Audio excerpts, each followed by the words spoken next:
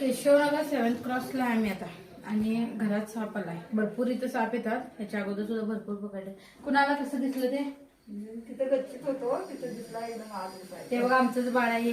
त्यांच्याकडे देऊन साप पकडाला मी आणि इथं गच्चीमध्ये साप त्यांना दिसलाय. बघा आता एवढ्या आतमध्ये पर्यंत कसा आला बघू शकता. हे बघा कसं एवढ्याशा त्याच्यामध्ये त्याला पुढे जायला जागा नाही आहे आणि तिथल्या तिथंच ते हे करायलंय फिरायलंय. आणि नाग आहे मित्रांनो. हे बघा तिकडे दरवाजा काढा तुम्ही. तिकडं आलं काय सोडतो थांबायचं. हे बघा थांबा एक लागेल नाही त्यांना लागेल हे लागेल म्हणून त्याला लागेल नाही तसं दरवाज्यात अडकेल त्याचं हे म्हणून. हे बघा नागच आहे मित्रांनो. आणि एवढासा छोटासा नाग घरात आजपर्यंत आला. अंदाजे 3 महिन्याचं हे नाग आहे. नागाचं पिल्लू आहे. छोटस आहे.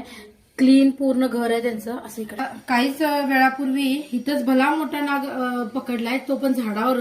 आणि पिल्ल सुद्धा असू शकतात. लोक विचारतात मोठा साप पण आहे म्हणजे छोटी पिल्ल पण आहेत त्याची जशी नसतात. पण अंडी कुठं तर सापाने आजूबाजूला गाठली तर ती पिल्ल अशी बाहेर येतात. आणि बघू शकता घर एकदम क्लीन आहे.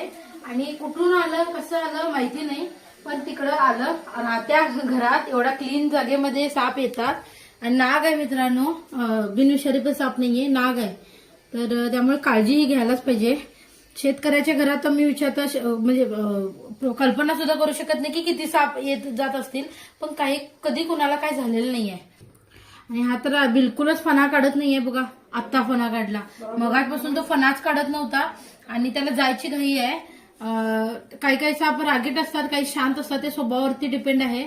आता थोडासा कॅमेरा त्याच्या जवळ गेल्यामुळे तो फणा काढायला आणि राग एवढासा साप आणि फणा काढायला असं त्यांनी सांगत होते मगाशी. नाग आहे त्यामुळे ऑब्व्हियसली तो जन्मतच तो फणा काढतोय आणि तो फणा काढणारच. एखाद्या मोठ्या नागाप्रमाणेच तोही सुद्धा फणा काढतोय. बघा तो कॅमेराला कसा कव्हर करायलाय. तर ठीक आहे आपण ह्याला आता बंद करूया. अटॅक केला बघू शकता त्यांना कॅमेराला कसा. तर आवडला असेल व्हिडिओ तर जरूर लाईक करा शेअर करा कमेंट करा. धन्यवाद.